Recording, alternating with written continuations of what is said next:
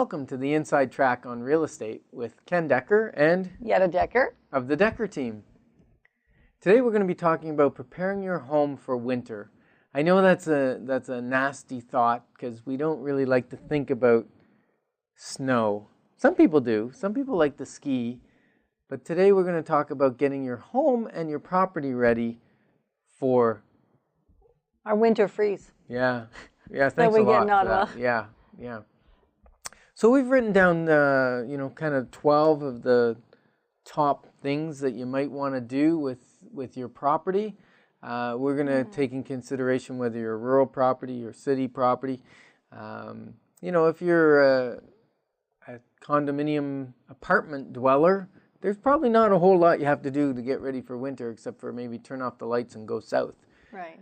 But today we're going to be talking about preparing your home for winter. Yeah. And of course, if you have a pool, then that's something you're going to do long before winter anyway. You're going to winterize that. Most people do that professionally. Some decide to do it themselves. And if you're in the habit of doing it yourselves, I bet you know how to do that. So that's probably somewhere late September, early October. And you're probably listening to us well after that, unless you're watching one of the archive shows. And you could be listening to us even in January or in May, where it's maybe not so applicable, but it prepares you for the following year. So things to do to prepare your home for winter. First, obviously, is just make sure after the end of the swimming season that if you have a pool, that you're going to shut that down properly. And some people shut down their hot tubs just from a energy conservation, although I like to use mine in the winter more than even in the summer. But if you're going to shut that down, then obviously antifreeze the lines and making sure that there's no water left in the pipes and that kind of stuff. Mm-hmm. So in terms of the actual house, we're going to start with the top 12, or we'll chat about the top 12 today. So number 12, and we'll do a countdown. Excellent. Get that furnace heating system working. Mm-hmm. You know, the time to find out you got a furnace problem is in October, not in December when you really need the heat. Because if your furnace is red tagged, and we call red tagged is when it's putting out carbon monoxide, it's not safe, and so they make you turn it off. They turn off the gas to your house if you're on natural gas. They'll tell you to shut off the oil if you're on oil. And same thing with propane. So very important that you get that furnace inspected, tuned up, make sure it's functioning properly, and it's going to get you through the winter. And that's a great thing to do every year. Having a service contract on your furnace can save you a fair bit of money, and certainly not even just so much saving of the money. It means that you actually will have somebody look at it annually and preparing it for the next heating season. We can get a service contract on our furnace? We certainly can. What do they cost, roughly? I think I would check out with the different service providers. It's not something I want to track or state a number over the airwaves here and find out that that's not quite accurate. So it's certainly in a few hundreds of dollars. It's not in the thousands of dollars, and it will cover general annual maintenance as well as just ensuring that things are functioning well. So it covers the one-time cleaning. And they won't sell you that service contract until they've actually certified that your furnace is in good condition and is operating. Exactly. But after that, it covers parts, covers labor, and also the nice thing with having a contract on your furnace is you get priority service. So if a whole bunch of furnaces go out and you call a service provider, the one that's got the service contracts gets heat first. Yeah, and the other neat thing with the service contract on a furnace is it actually prolongs the life of your furnace. Generally, because you're taking better care of it. Just like if you didn't oil change your car wouldn't last as long. And it's kind of the same idea with a furnace. You need to have that checked on a sort of regular basis. Yeah, so it's a good time to change the air filter. Because I've had people say, oh, my furnace isn't working very well anymore, or my air conditioning's not working very well anymore. And the service technician comes, takes out the filter and goes, well, you couldn't drive a car through this filter, never mind air. So you put a new filter in and suddenly you've got airflow again and you got heat or cooling, whatever the case may be. So it's a great time to change that air filter. It's a good time to check your carbon monoxide detector because things that burn fossil fuels have the ability to produce carbon monoxide. And the last thing you want to do is having that seep into your house. It's the silent killer. You can't taste it, you can't smell it, you can't see it. It just makes you go to sleep. So not a very important thing to check up on.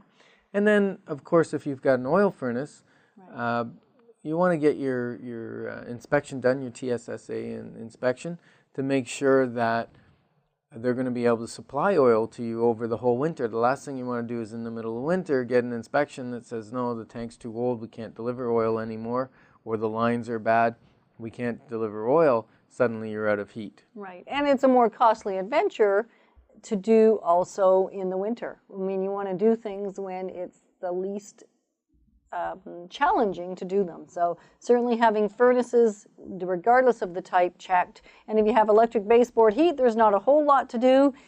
So the advantage there is it's easy to take care of. However, it is more expensive to run on a regular basis just because it doesn't percolate through the house quite the same way. Yeah, if you have electric heat, probably about the only thing I would do is maybe open it up and vacuum off the little coils. If you have an electric furnace.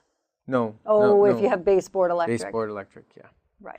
Just to keep the dust, because I don't know if you've noticed, if you have that, sometimes when you turn it on at the beginning of a heating season, if you haven't had them on, it really stinks like something's burning. It's just the dust that's burning away, really. Mm-hmm. Yeah. Mm-hmm.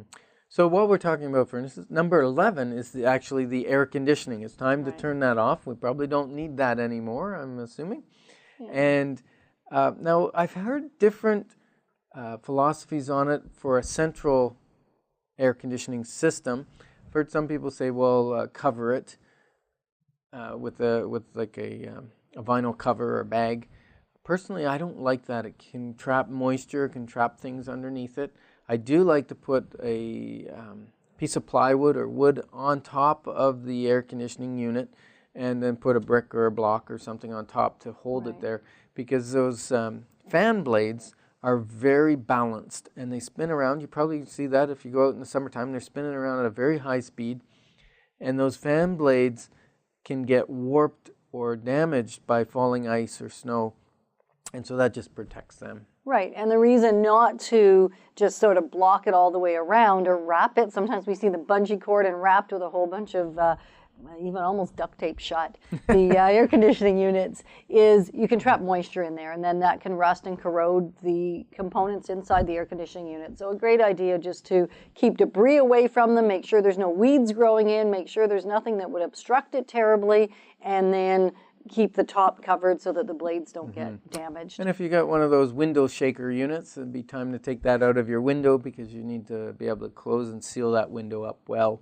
for the winter. Well, and even the wall units. We've got so many different wall units now that just vent out a small hole, some of which go in through the window, some that just go directly out the wall. And I get it's just a matter of closing up any of the to either removing them completely or closing up where there would be potential air loss. Yeah. And the last, and mice and things that could get in. Yeah. So number 10, the last heating source is a fireplace. Wood stove? Yeah, wood stove, fireplace, any wood burning device. Could be a pellet stove, could be anything like that. You want to really maintain those, get them checked, have the chimney cleaned by a professional. I really recommend that, and then keeping the receipt for your insurance, because if you ever have a chimney fire or anything, you know that you had it cleaned and maintained, and your insurance company is going to like to see that. Yeah. Check for cracks in the fire blocks or gaps in the grout, so that you don't want any fire or heat being able to get through there and maybe overheat your studs, because that could cause a fire as well. Right. And so now the other thing, number 9, would be plumbing. We're going to switch gears now from heat and talk about plumbing. Just really making sure anything that is on outside walls, if there's any source of water there, that you want to really make sure that it's not going to freeze in winter, because a frozen pipe inside a wall can be kind of nasty. It's never the idea to have water running in an outside wall. However, we've seen it more often than we'd like to admit. So just one of those things to be aware of, whether you wrap a heat coil around it or something just to, even insulating it can make the difference there. Yeah, and while we're talking about pipes on the outside, of course, many people have hose bibs, or the tap that you wash your car with, or you water your plants out the back with. Generally, they're designed that they have a shut-off valve that's inside the house, maybe a long shaft. But some of them aren't that style. But even if they are, you're probably best to shut the water off. Most of them have a shut-off valve somewhere inside the house back a foot or two away from where it exits. There's probably a hole in the drywall or access through the suspended ceiling, or maybe your ceiling has got nothing on it, and you can shut those valves off. Then it's very important to go back outside once you shut them off and open the valve outside to make sure that that water that's in that space is released, and also make sure that you remove your hoses, because your hoses can back up a lot of water, and just make sure they're off of that tap so that you're good and ready for winter. Yeah, and then if you're vacating your home for any period of time, certainly winterizing the actual lines in the house so there's no water sitting in there that could freeze is maybe a no-brainer, and yet I've still seen it happen. You think, we're not using much, we'll just shut off the water. Well, no, you really do need to put antifreeze in there and winterize the actual lines so that you don't have any issues. If you're going away for a long time. Yeah. Because the last thing you want is a burst pipe.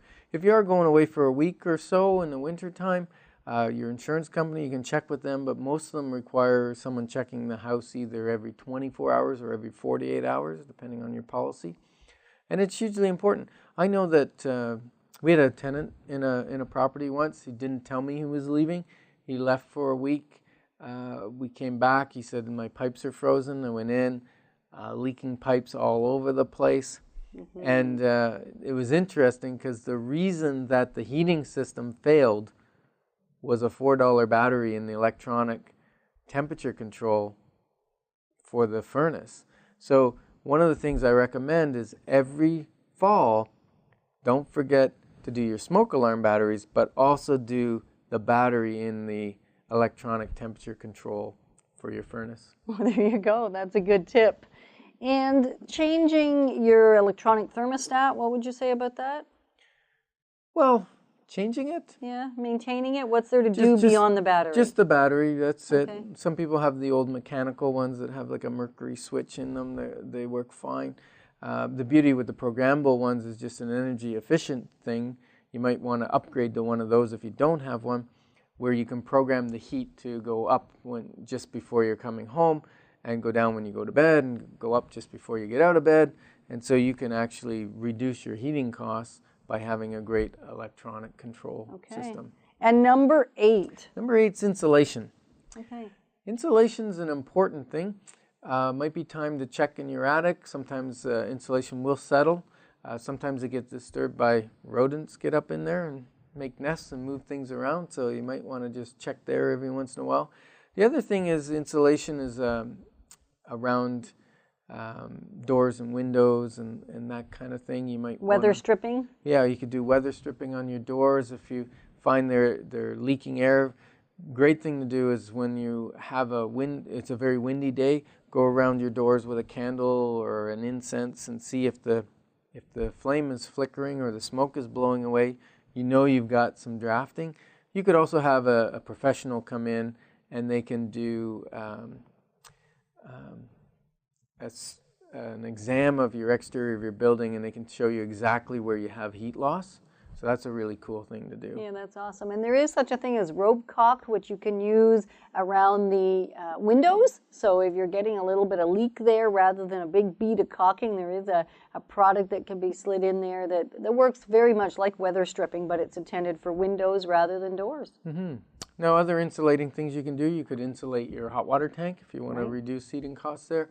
You can also buy the little foam insulating plates, so you take off your electrical plate off your outside electrical outlets on the outside walls, not outside, but outside walls, and put that foam piece on there and then screw the plate back on, and that will help prevent any drafts that might leak in through there.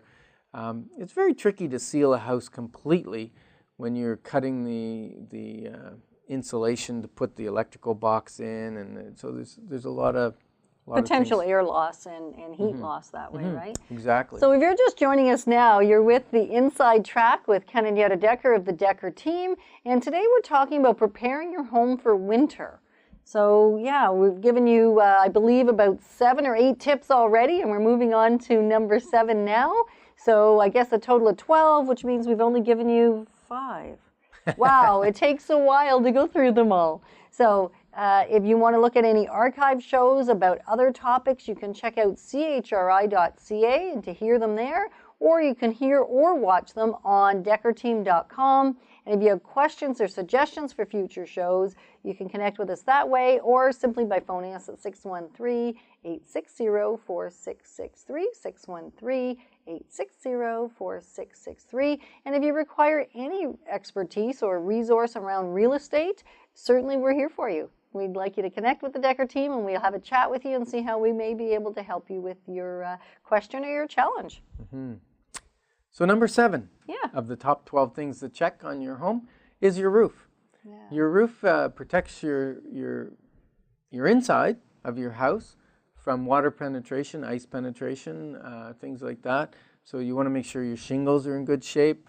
That Cracked or broken, you replace those or have that repaired. Even if the whole roof looks good, sometimes one or two will get damaged either from a tree falling or a terrible windstorm, and it's something that's way up there, so we often don't look. So just a really good idea. I mean, even more than once a year, but certainly every fall, and then preparing for winter, and then often in the spring again, just before all that, once the snow and the ice has left the roof, before the spring rains hit. Yeah, and a place that a lot of people forget to look at is the flashing, especially around chimneys and where a roof may abut against another wall. That flashing is nailed on there, but then it's also caulked on with a tar base caulking.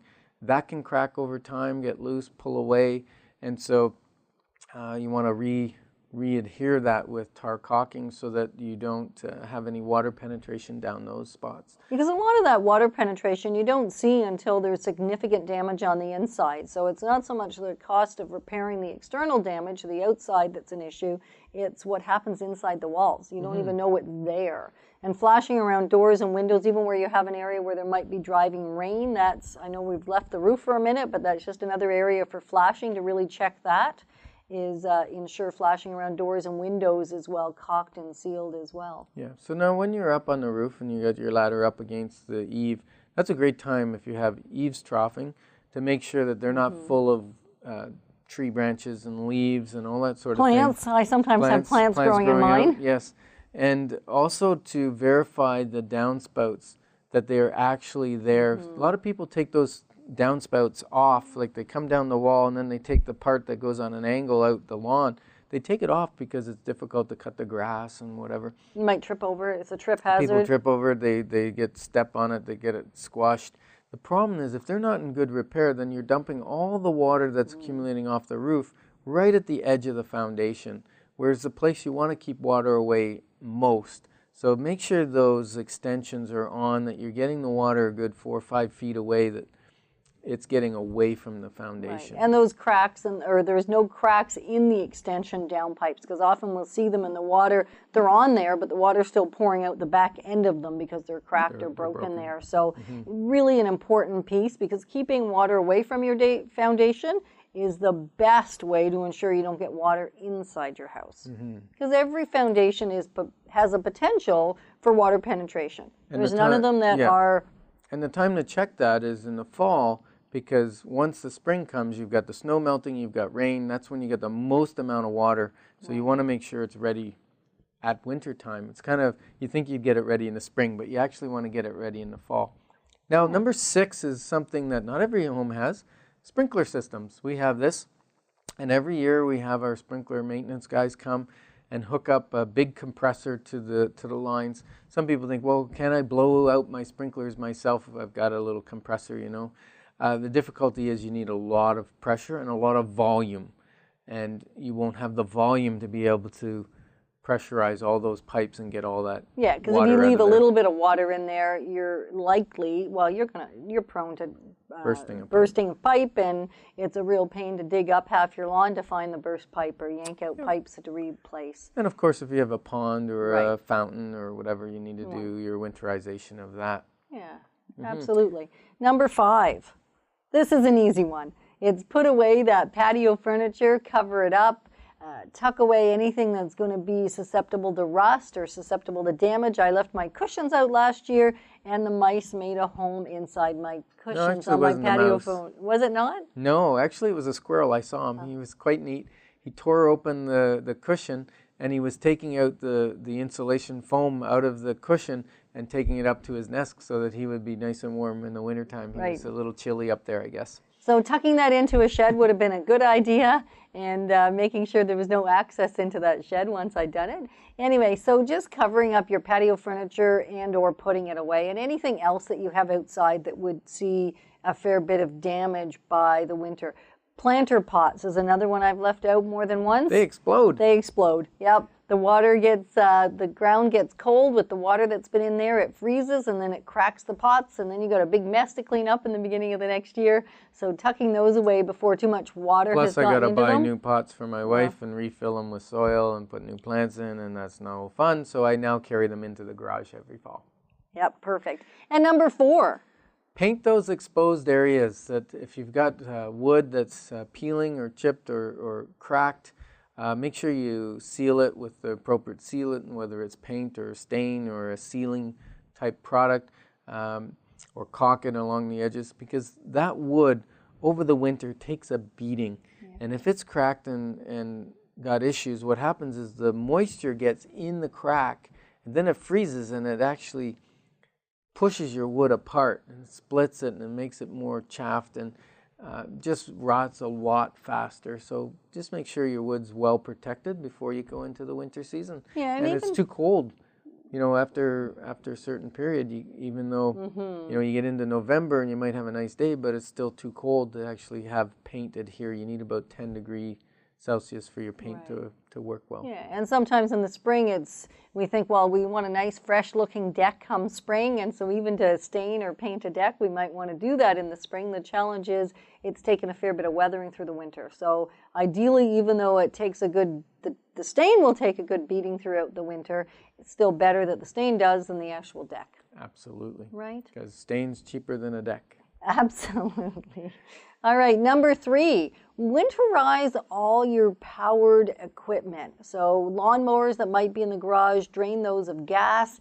Anything that's out there that would not be a good idea to have gas sitting all winter. It's also a hazard, a fire hazard sitting in the garage. Do you drain our gas-powered No, devices? you do. Oh, I do, okay. Actually, I don't. I kind of cheat. I go to Canadian Tire and I buy a gas stabilizer, and I put that in the gas tank. You put a little bit depending on the size of the gas tank. But what I do is I turn the gas off, because most of your gas devices have a valve to shut the gas tank off. And then I run it until the carburetor is completely out of gas. Because if you leave gas in there, it will evaporate. And what that gas leaves is a varnish. And it's like a film. And then the carburetor doesn't work well. And then you have a hard time starting your machine. And then you got to take it in for service. And nobody likes taking their stuff in for service. So just do that little bit of preventative stuff in the fall. Yeah, even with your weed trimmer, with anything that's gas powered. Mm-hmm. You know, not just lawnmowers, but that's the big one. Yeah. So let's move from equipment. Let's talk about the lawn for a moment. Your lawn, is it good to leave all those leaves on there to protect it? It's not. It actually does. It creates some molds, and it actually does more harm than good for the lawn itself. Okay, so I should have to rake up those leaves? Well, you can use a lawnmower with a bagger on it and take it away that way, or you can rake them up, whatever you've got access to. But certainly getting debris off your lawn, trimming back your flowers, your shrubs, everything really ought to be done in the winter, at least the dead fall stuff that's already sitting there all dried up. Mm-hmm. Okay, well, that's great. Now, one of the things that I've seen, we talk about eaves troughs not sloping away far enough away from the house. But also what happens is the soil around your house doesn't get compacted as well as the soil out further, because the bulldozers and the whatever all around your house, but they don't go real close to the foundation. So quite often that soil will start sinking in over time. And now you've got the wrong kind of slope, because as the rain comes, it slopes towards your foundation. And your house is not a boat. And the best way to keep your house dry is to keep water away from it. So that's the time in the fall. Maybe you have to bring in a little bit of extra soil, put it in along the edges of the foundation so that it's sloping away, seed it so you get some grass on there or whatever. And then that's going to make a huge difference with moisture or dampness in the basement. Right, and then also another awesome thing to do in the fall is mulch down any plants that are maybe a little bit sensitive pack leaves or something around them so that the frost doesn't get to them quite the same way. So trim things back and then protect things, make them nice and cozy for the winter. Yeah, and window wells. We're talking about the outside when you're circling around. A lot of people have window wells. If they have like a 2-story home, people that have the high ranch where it's raised up out of the ground, you don't tend to have window wells. But window wells are those sneaky things that they put a steel girder around, and your window's down below grade, but you're still getting light in. The problem is things that are below grade also can take snow and water and ice, and that water, when it starts to melt, will start to seep in through the window. So it's a great time to check to make sure there's no debris in the bottom of the window well that's going to prevent the water from draining, because your window well typically has gravel, crushed gravel in the bottom that allows drainage. If that's filled with debris, it won't drain properly. So check that. The other thing you can get is there's these neat little plastic covers that go over your window well. They do 2 things. They stop rain from getting in, but they also stop snow from accumulating in there and eventually melting in the spring. So that's really helpful. Right. So if you did all that, you're probably in pretty good shape, just making sure you've sealed any gaps or holes around your entire house as well. And then the last thing you really want to do is make sure that snowblower is working, or call that snowblower contractor and make sure that you've got him lined up for the winter, or get ready to do your own, I guess. You're shoveling, yeah. Make sure your shovel's all sharpened up if you're going to do it by hand. Yeah. Or book your flight. But you still got to maintain your house even if you're gone. Yeah, book you your got to flight keep to Florida. the worst of the snow off of there. And I guess a tip would be, depending on the slope of your roof or what your shingles are made out of, you might need a heating coil at the top just to reduce ice damming. Yeah, Just along equip the eaves, along the edges. Yeah, we didn't specifically talk about that, but that may be something you want to do. So it has been a pleasure for you to join us on the Inside Track on preparing your home for winter. And if you have other suggestions or tips, certainly send them in. We can post them on our blog and or cover them in future shows if there's things that you know you've done or run into that you just don't want others to run into. Connect with us at deckerteam.com or chri.ca. That would be amazing. And don't forget, we're not just experts on homes. We actually sell them for people and buy homes with people. So if you're in the market to buy or sell a home, you really need to connect with us. So give us a call at 613-860-4663. That's 613-860-4663. And maybe you will be the next person to experience the Decker Team difference. And we also have guides for buying and selling and investing workshops. There is numerous amounts of resources that we have available for you. Simply connect with us and we'll let you know what is best suited for you based on who you are and what's going on in your world. So thanks for joining me, Yetta Decker. And I'm Ken Decker. With the Decker team of Keller Williams Solid Rock Realty. Have an amazing day and thanks for joining us on the Inside Track. Bye for now.